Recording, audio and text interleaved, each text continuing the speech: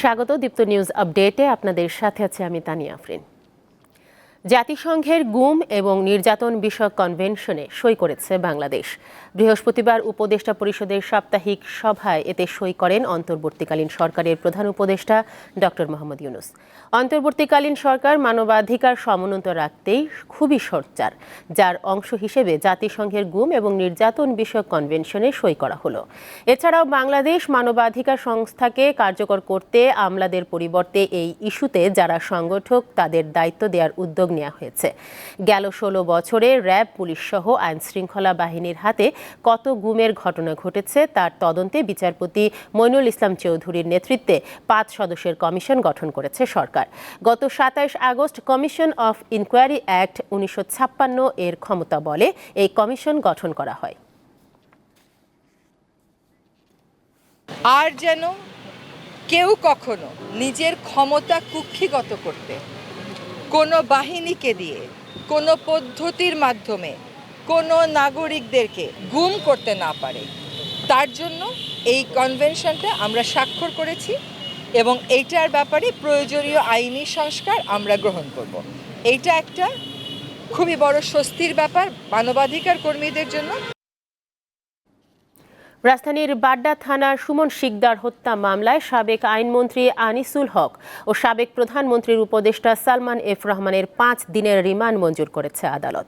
বৃহস্পতিবার সকাল 7:30টার দিকে ঢাকার চিফ মেট্রোপলিটন ম্যাজিস্ট্রেট সিএমএম আদালত এ আদেশ দেয়। এর আগে পৃথক 3টি মামলায় আনিসুল হক ও সালমান এফ রহমানের মোট 20 দিনের রিমান্ড মঞ্জুর করেছিল আদালত। পুলিশ জানিয়েছে সকাল 6টার দিকে কড়া নিরাপত্তায় আনিসুল হক ও সালমান এফ রহমানকে ঢাকার সিএমএম আদালত প্রাঙ্গণে নেওয়া হয়। বাড্ডা থানার সুমন শিকদার হত্যা মামলায় তাদের গ্রেফতার দেখিয়ে 10 দিনের রিমান্ডের আবেদন করা হয়। উভয় পক্ষের শুনানি নিয়ে আদালত আনিসুল হক ও সালমান এফ রহমানকে 5 দিন করে রিমান্ডে নিয়ে জিজ্ঞাসাবাদ করার অনুমতি দেয়। এছাড়াও আদাবরের জাকির হত্যা মামলায় সাবেক সেনা কর্মকর্তা জিয়াউল আহসান ও সাবেক সংসদ সদস্য সাদেক খানের 5 দিনের রিমান্ড মঞ্জুর করেছে আদালত। দেশের স্বাধীনতা সার্বভৌমত্বের ক্ষতি করে বিএনপি এমন কারোর সঙ্গে সম্পর্ক রাখতে চায় না বলে জানিয়েছেন দলটির স্থায়ী কমিটির সদস্য আমির খসরু মাহমুদ চৌধুরী। বৃহস্পতিবার সকালে রাজধানীর গুলশানে বিএনপি চেয়ারপারসনের কার্যালয়ে রাশিয়ান রাষ্ট্রদূত আলেকজান্ডার মান্টিটস্কির সঙ্গে বৈঠক শেষে এক ব্রিফিংয়ে তিনি কথা বলেন। প্রায় 1.25 ঘন্টার বৈঠকে রাশিয়ান রাষ্ট্রদূত ছাড়াও বিএনপির মহাসচিব মির্জা ফখরুল ইসলাম আলমগীর, আন্তর্জাতিক বিষয়ক কমিটির সদস্য শামা ওবায়েদ অংশ নেন। বৈঠক শেষে আমির খসরু মাহমুদ চৌধুরী জানান, দেশ ও জনগণের স্বার্থ প্রাধান্য দিয়ে মৌলিক বিষয়গুলোতে কিভাবে কাজ করা যায় এসব বিষয়ে রাশিয়ান রাষ্ট্রদূতের সঙ্গে আলোচনা হয়েছে। সম্পর্ক হতে হবে বাংলাদেশের মানুষের, এটা উপকারিতার উপর, বাংলাদেশের দেশের উপকারিতার উপর। এর বাইরে তো আমার নিজের দেশের আর্থিক ক্ষতি করে, আমার দেশের জনগণের ক্ষতি করে, দেশের ইন্টারেস্টের ক্ষতি করে, দেশের স্বাধীনতা সার্বভৌমত্ব অসুবিধা করে কোনো সম্পর্ক কারোর সাথে হতে পারে। এবারে বন্যা প্রসঙ্গ।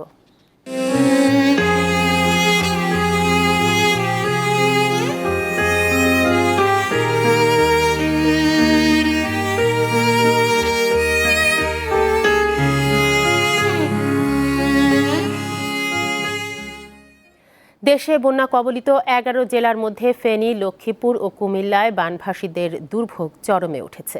এ পর্যন্ত মারা গেছে 52 জন। কুমিল্লা, নোয়াখালী ও লক্ষ্মীপুর থেকে নেমে আসা বন্যার পানিতে চাঁদপুরে বাড়ছে জলাবদ্ধতা।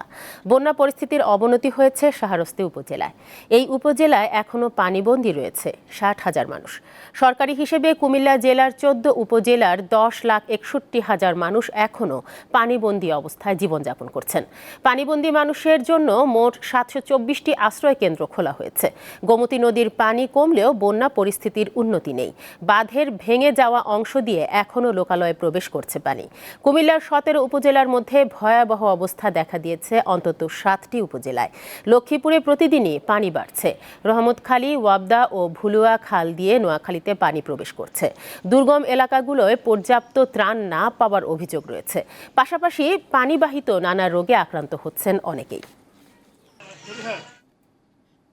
লক্ষ্মীপুরের রামগঞ্জে আছেন আমাদের সহকর্মী আসিফ জামান। সেখানকার বন্যার সবশেষ অবস্থা জানাতে যুক্ত হচ্ছেন তিনি। আসিফ, রামগঞ্জে আপনি পরিস্থিতি কেমন দেখছেন, পাশাপাশি জানাবেন দুর্গত এলাকায় ঠিকমতো ত্রাণ পৌঁছাতে পারছে কিনা?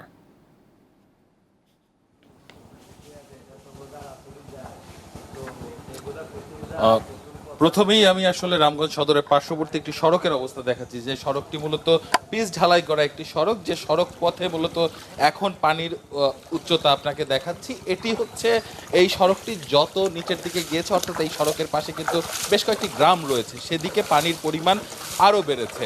মূলত এই জায়গাতে সাধারণ মানুষের ভোগান্তি অসহনীয়। তারা যেটি বলছেন যে ঠিক সদরের যে সড়কটি সেটি সমান সমান পানি থাকলেও গ্রামের দিকে যে পানি জায়গাগুলো রয়েছে সেগুলো মূলত একেবারে তলিয়ে গেছে, এবং এই পিচ ঢালা সড়কের এই জায়গাতেই মূলত এতটা পানি জমেছে, এবং বাড়িগুলোতে কিন্তু এর চেয়েও বেশি পানি রয়েছে, অর্থাৎ যেগুলো সড়ক থেকে কিছুটা নিচু এলাকায়।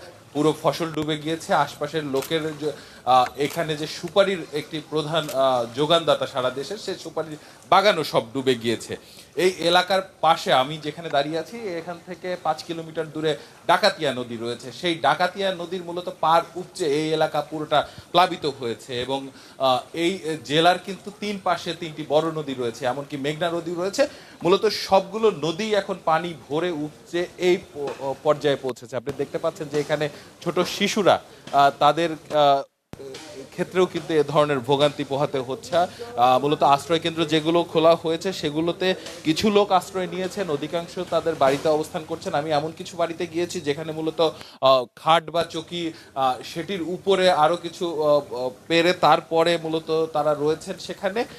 খাবারের যে যোগান সেটিও আসলে বেশ কিছুটা কষ্টসাধ্য হয়ে গেছে।